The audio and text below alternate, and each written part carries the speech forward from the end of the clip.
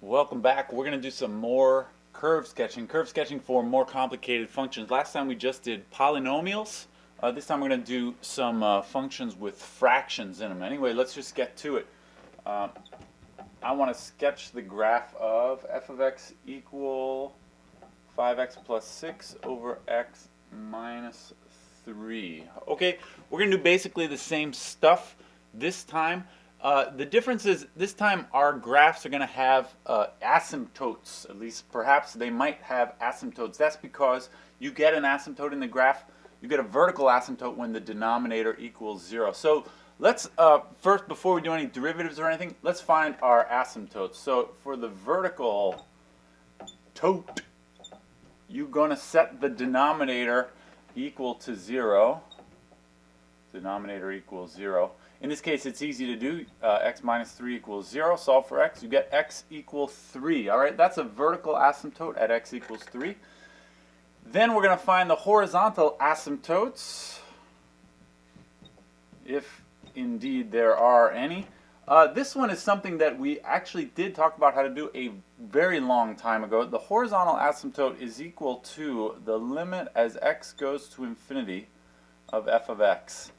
Remember how to do that thing? This thing, when you have a fraction of polynomials, which we do here, you use the old trick about if the degree on the bottom is bigger, the answer is 0. That means y equals 0 is a horizontal asymptote. If the degree on top is bigger, then the limit does not exist, which means there is no horizontal asymptote. And if the two degrees are equal, then you use the ratio of the coefficients on the highest degree term, and that is the asymptote. And that's actually the situation here. In our example, the two degrees are equal. They're both a degree 1.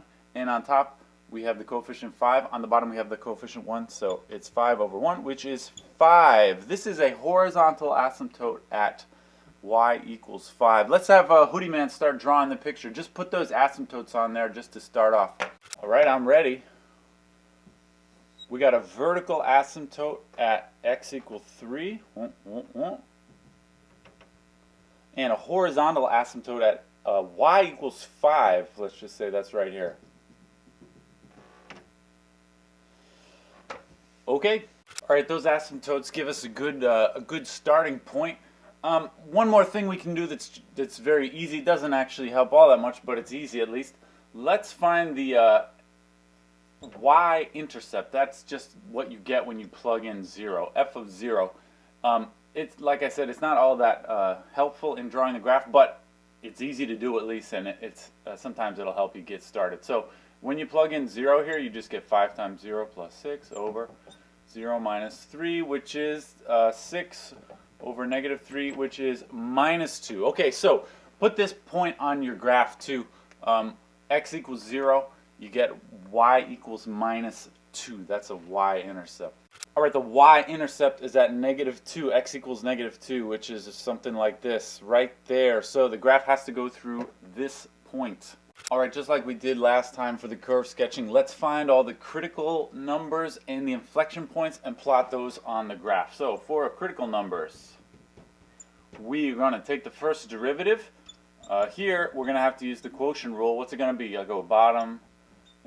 3 times the derivative on top is 5 minus the top here. Times the derivative on the bottom is 1. All of this over the bottom squared. Alright, I'm going to simplify this because we got to set this equal to 0 and whatnot. So this is 5x minus 15 minus 5x minus 6 over x minus 3 squared. Cancel some things out. I got 5x and minus 5x. Minus 15 and minus 6 gives me minus 21 over x minus 3 squared. All right. Now, this is the second derivative. Put that in a box somewhere. Remember it.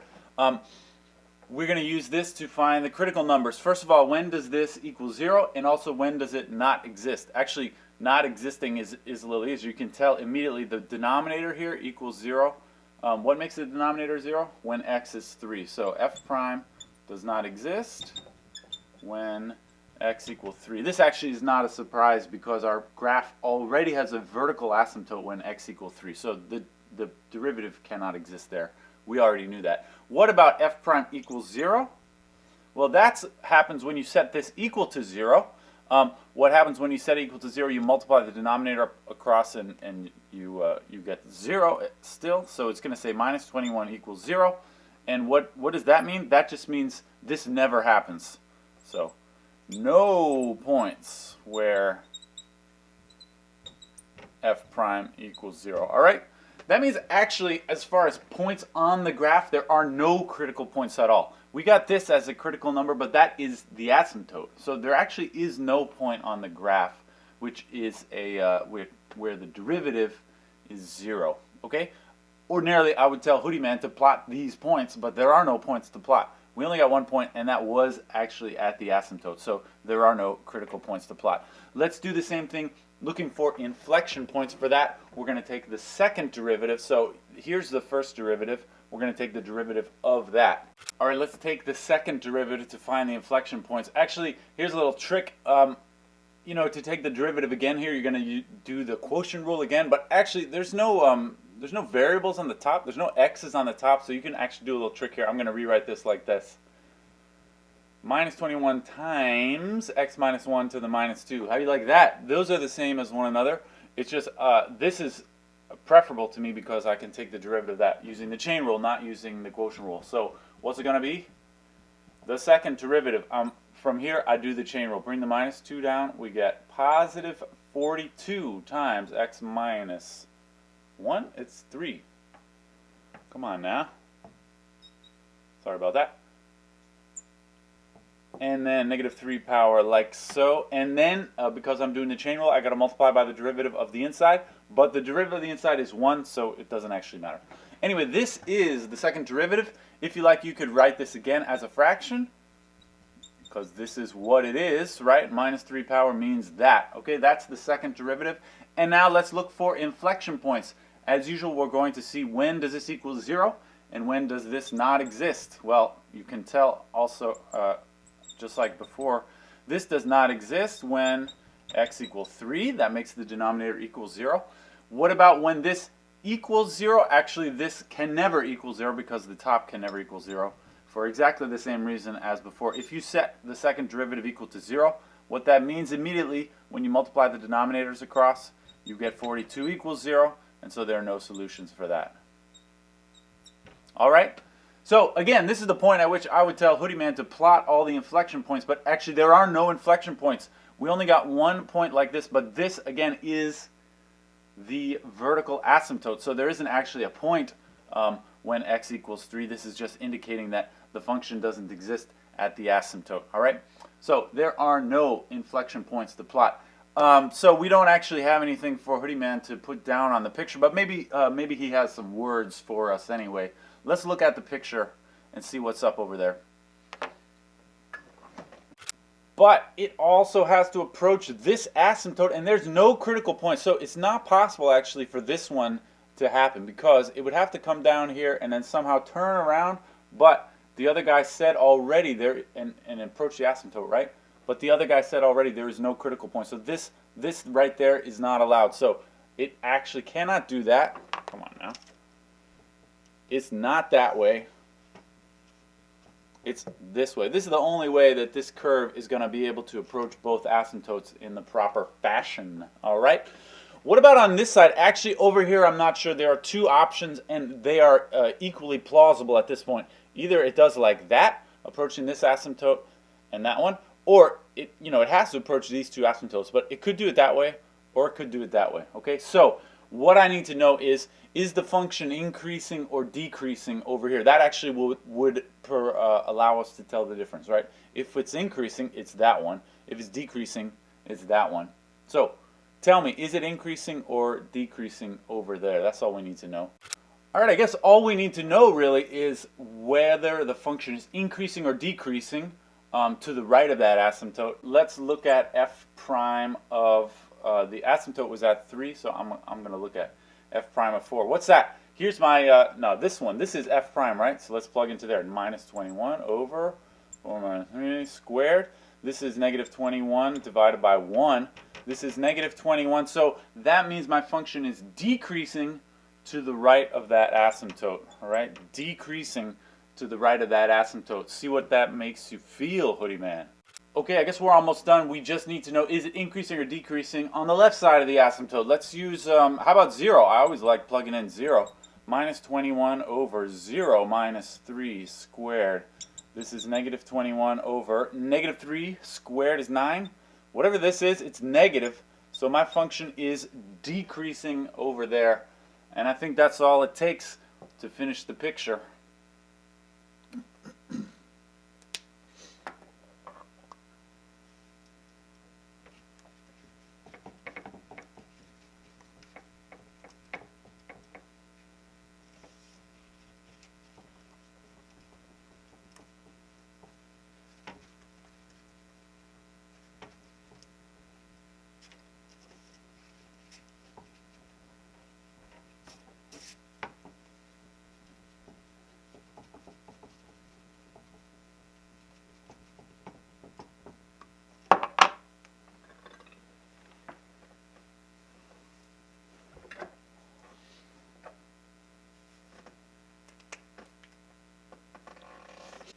He said it's increasing over there. Okay, then the curve has to look like this. All right, there we go. Now this is actually, it looks a little lopsided, but you know, if you were to zoom out on this picture, it looks something like that, and then it does this over here and this over here. Right? It's a nice looking, sort of a symmetrical kind of a figure. All right, there we go. All right, let's sketch one more graph.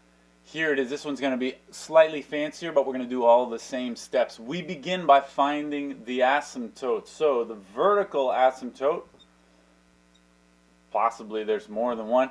You set the denominator equal to 0. Actually, in this case, there will be more than one. We get x minus 2 and x plus 2. And so we get x equals 2 and x equal minus 2. All right, two vertical asymptotes at x equal 2 and x equal minus 2. How about horizontal? You do the limit as x goes to infinity of this function, 3x squared over x squared minus 4. Again, the degrees on the top and the bottom are equal, and so the limit is equal to 3 over 1, which is 3. Okay, so we have two vertical asymptotes at 2 and minus 2, and a horizontal asymptote at y equals 3. Start by putting those on your graph. All right, I'm ready. Let's start with some asymptotes. We got vertical asymptotes at x equal 2, x equal minus 2, and y equal 5. 5, all right? Okay, that's cool, I guess. All right, we might as well also find the y-intercept just because, like I said, it's easy to do. You just plug in f prime, not f prime. Just f of 0. What do you get when you plug in 0 up there? You get 3 times 0 squared over 0 squared minus 4. This is 0 over negative 4. I got serious squeaks today. Sorry about that. 0. Okay, so the I guess this graph goes through the origin. You can put that on the graph. At 0 right there. Okay, I guess the graph goes through that point. All right. All right, let's find the critical numbers. I'm going to take the derivative here. You got to do the quotient rule. You go bottom, and derivative of the top is 6x minus the top square. The derivative of the bottom is 2x over the bottom squared. X minus 4 squared. Okay, simplify. We got 6x cubed minus 24x. That's distributing here. And then minus 6x cubed. Yeah, I kind of like that. X squared minus 4 squared on the bottom. 6x cubes will cancel out. How do you like that? Negative 24x over x squared minus 4 squared. This is the derivative, all right? To find the critical numbers, you're going to say when does this equal 0 and also when does this not exist. Let's talk about f prime does not exist. First of all, that's when the denominator equals 0. Actually, we already checked. This denominator is basically the same as that. It's squared, but it doesn't matter if you're trying to set it equal to 0. You're going to go x squared minus 4 squared equals 0. But when you do a square root, it's the same as this. And we already solved that before. It's x equals 2, x equal minus 2. All right? And these are the two vertical asymptotes. So actually, there are no actual points on the graph where the derivative does not exist. The derivative fails to exist at the asymptotes, and that's it. What about derivative equals 0? For that, you set this thing equal to 0. As always, you would multiply the denominator across, and what remains is negative 24x equals 0. Does that have any solutions? Yes, it does. You divide the 24, you get x equals 0. So this is a critical number, x equals 0. Let's put that on the graph. You need to find the y value, but actually we already did that. You would do that by plugging this into the original function, f of 0, and we already did that. We got 0. So that point, in fact, we already had this point on the graph, but we didn't know at the time. It is a critical point. It is a critical number. So I'm going to tell Hoodie Man to indicate on the graph that that's a place where the derivative is 0, right? So I like to put a little dash. Do it. Okay, so the only critical point is 0. All right, that means this point, the curve actually has a horizontal slope right there. So I'm going to put a little horizontal little line bitty bit right there to remind myself later on when I draw the curve, it's got to be flat when it goes through that point.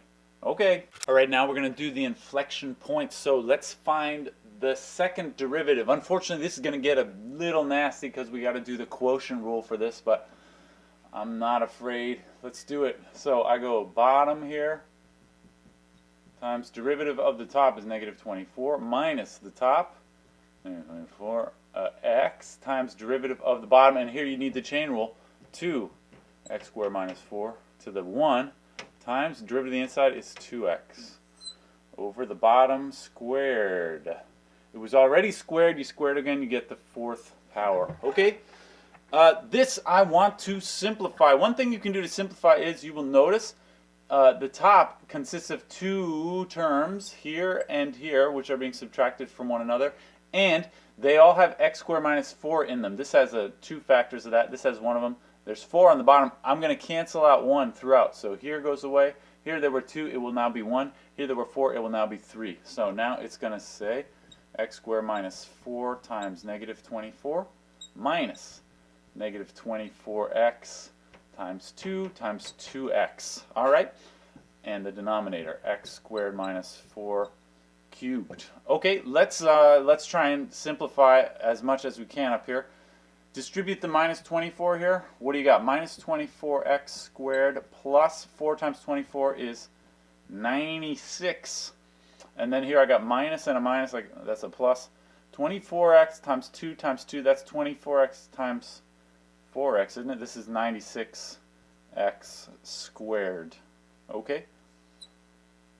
On the bottom, x squared minus 4 cubed. And one more thing to simplify, we can combine negative 24x squared and 96x squared for a grand total of 72x squared plus 96 over x squared minus 4 cubed. All right, that is the second derivative. Now to find the inflection points, we see where the denominator is 0 and also where the whole thing is 0. The second derivative does not exist when the denominator is 0. This is the same old denominator we've had before. The fact that it's cubed doesn't affect when this is going to be 0. That will be x equal negative 2, x equals positive 2. All right? What about setting this equal to 0? As usual, when you set this fraction equal to 0, you're going to multiply the denominator across, and what remains is this, 72x squared plus 96 equals 0. And you can solve this for x. If you subtract the 96 and then divide by 72, it says x squared equals negative 96 over 72. And what does this mean about x? Actually, this means there are no solutions for x. You can see this is a negative number here. The square cannot equal the negative number. So, no solutions. All right? What that means, I guess, is there are no inflection points, right? The only times when the second derivative is 0 or does not exist is right here, but that's at the asymptote, okay? There are no solutions when the second derivative equals 0. So there actually is no actual point on the graph which is an inflection point. At this point, usually I would tell Hoodie Man, you know, plot the inflection points, but there are no inflection points, okay? Hopefully he is going to look at the picture and have some instruction for us about what to do next. Okay, there are no inflection points. All right.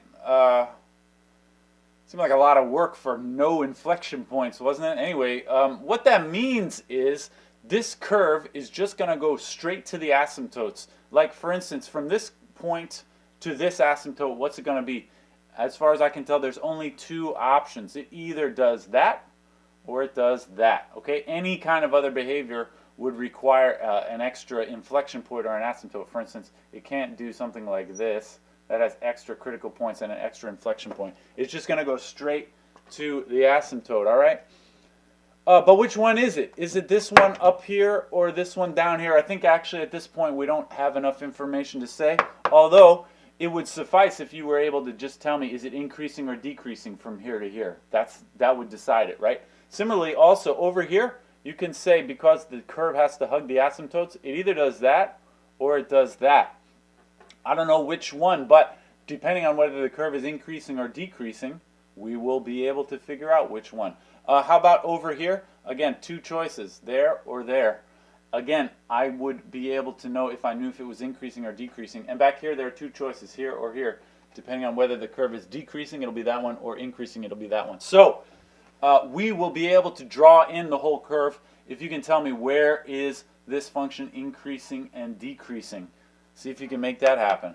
All right, he said he wants to know about when the thing is increasing or decreasing. Okay, we could actually make our little chart with the intervals. That might be the easiest way to decide. We already know what the critical numbers are. They are -2, 0, and 2, right? We did that a long time ago. So let's plug in some points and tell where the function is increasing or decreasing. This is going to be the f prime. So I'm going to do f prime of -3, f prime of -1. Can't do -2. F prime of 1 and f prime of 3. That should do it for these four regions.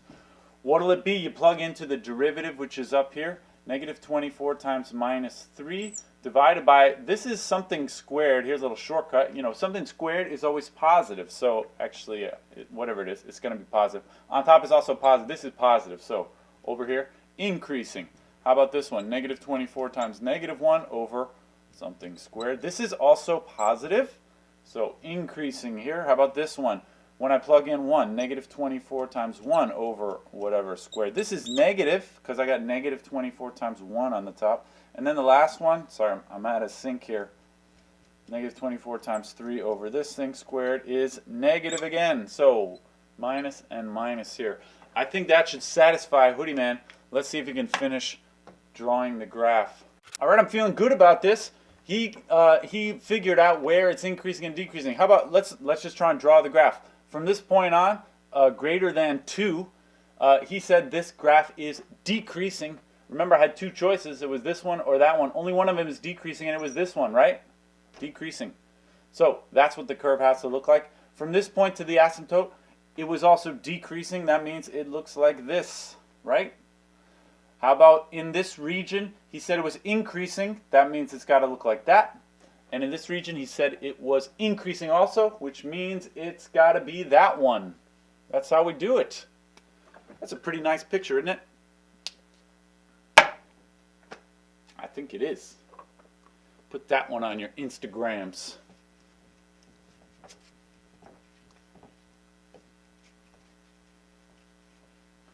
Tweet that to your grandma.